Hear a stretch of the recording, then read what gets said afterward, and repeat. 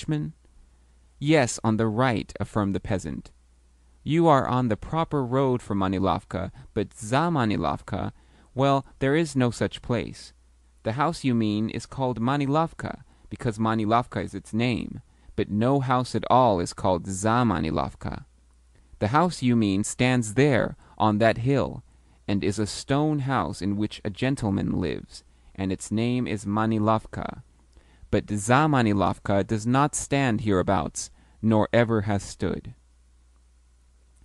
So the travelers proceeded in search of Manilovka, and, after driving an additional 2 versts, arrived at a spot whence there branched off a by-road. Yet 2, 3, or 4 versts of the by-road had been covered before they saw the least sign of a 2-storied stone mansion. Then it was that Chichikov suddenly recollected that, when a friend has invited one to visit his country house, and has said that the distance thereto is 15 versts, the distance is sure to turn out to be at least 30. Not many people would have admired the situation of Manilov's abode, for it stood on an isolated rise and was open to every wind that blew. On the slope of the rise lay closely mown turf, while, disposed here and there, after the English fashion, were flower beds containing clumps of lilac and yellow acacia. Also, there were a few insignificant groups of slender-leaved, pointed-tipped birch trees, which, under 2 of the latter, an arbor having a shabby green cupola, some blue-painted wooden supports, and the inscription, "This is the Temple of Solitary Thought." Lower down the slope lay a green-coated pond. Green-coated ponds constitute a frequent spectacle in the gardens of Russian landowners. And, lastly, from the foot of the declivity there stretched a line of mouldy log-built huts, which, for some obscure reason or another, our hero set himself to count. Up to 200 or more did he count, but nowhere could he perceive a single leaf of vegetation or a single stick of timber. The only thing to greet the eye was the logs of which the huts were constructed. Nevertheless, the scene was to a certain extent enlivened by the spectacle of 2 peasant women who, with clothes picturesquely tucked up, were wading knee-deep in the pond and dragging behind them, with wooden handles, a ragged fishing net, in the meshes of which 2 crawfish and a roach with glistening scales were entangled. The women appeared to have cause of dispute between themselves, to be rating one another about something. In the background, and to one side of the house, showed a faint, dusky blur of pine wood, and even the weather was in keeping with the surroundings, since the day was neither clear nor dull, but of the grey tint which may be noted in uniforms of garrison soldiers which have seen long service. To complete the picture, a cock, the recognized harbinger of atmospheric mutations, was present, and, in spite of the fact that a certain connection with affairs of gallantry had led to his having had his head pecked bare by other cocks, he flapped a pair of wings, appendages as bare as 2 pieces of bast, and crowed loudly. As Chichikov approached the courtyard of the mansion, he caught sight of his host, clad in a green frock-coat, standing on the veranda and pressing one hand to his eyes to shield them from the sun and to get a better view of the approaching carriage. In proportion as the britchka drew nearer and nearer to the veranda, the host's eyes assumed a more and more delighted expression, and his smile a broader and broader sweep. "Paul Ivanovitch!" he exclaimed, when at length Chichikov leapt from the vehicle. "Never should I have believed that you would have remembered us." The 2 friends exchanged hearty embraces, and Manilov then conducted his guest to the drawing-room. During the brief time that they are traversing the hall, the ante-room, and the dining-room, let me try to say something concerning the master of the house. But such an undertaking bristles with difficulties. It promises to be a far less easy task than the depicting of some outstanding personality which calls but for a wholesale dashing of colors upon the canvas. The colors of a pair of dark, burning eyes, a pair of dark, beetling brows, a forehead seamed with wrinkles, a black or a fiery red cloak thrown backwards over the shoulder, and so forth, and so forth.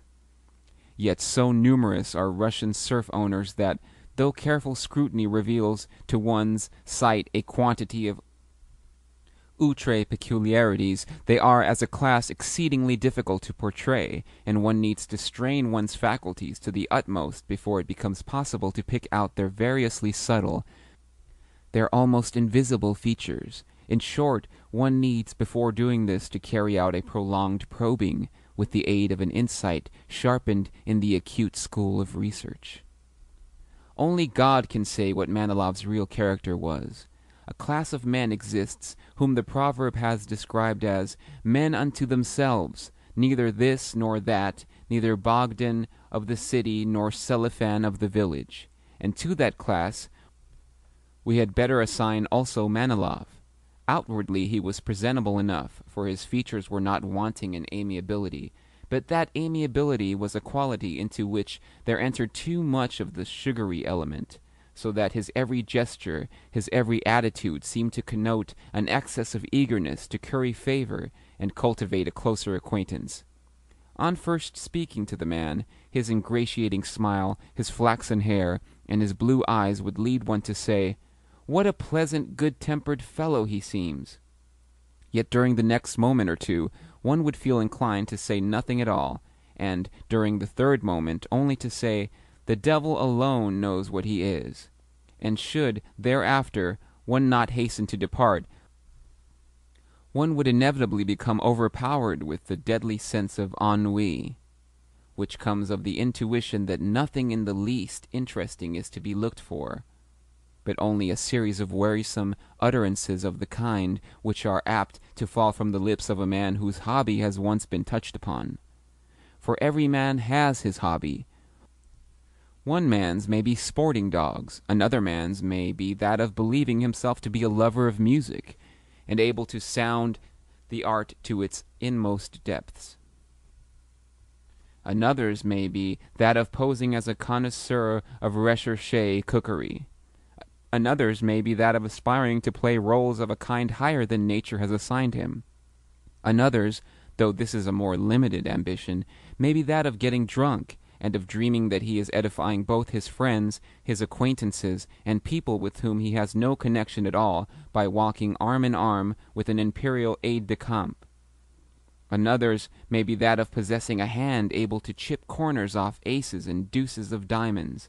Another's may be that of yearning to set things straight, in other words, to approximate his personality to that of a station-master or a director of posts. In short, almost every man has his hobby or his leaning, yet Manilov had none such, for at home he spoke little, and spent the greater part of his time in meditation, though God only knows what that meditation comprised. Nor can it be said that he took much interest in the management of his estate, for he never rode into the country, and the estate practically managed itself. Whether the bailiff said to him, "It might be well to have such and such a thing done," he would reply, "Yes, that is not a bad idea," and then go on smoking his pipe, a habit which he had acquired during his service in the army, where he had been looked upon as an officer of modesty, delicacy, and refinement. "Yes, it is not a bad idea," he would repeat. Again, whenever a peasant approached him, and, rubbing the back of his neck, said, "Baron, may I have leave to go and work for myself, in order that I may earn my obrok?" Note 2. He would snap out, with pipe in mouth as usual, "Yes, go," and never trouble his head as to whether the peasant's real object might not be to go and get drunk. True, at intervals he would say, while gazing from the veranda to the courtyard, and from the courtyard to the pond, that it would be indeed splendid if a carriage drive could suddenly materialize, and the pond as suddenly become spanned with a stone bridge, and little shops as suddenly arise whence peddlers could dispense the petty merchandise of the kind which peasantry most need. And at such moments his eyes would grow winning, and his features assume an expression of intense satisfaction. Yet never did these projects pass beyond the stage of debate. Likewise there lay in his study a book, with the 14th page permanently turned down. It was a book which he had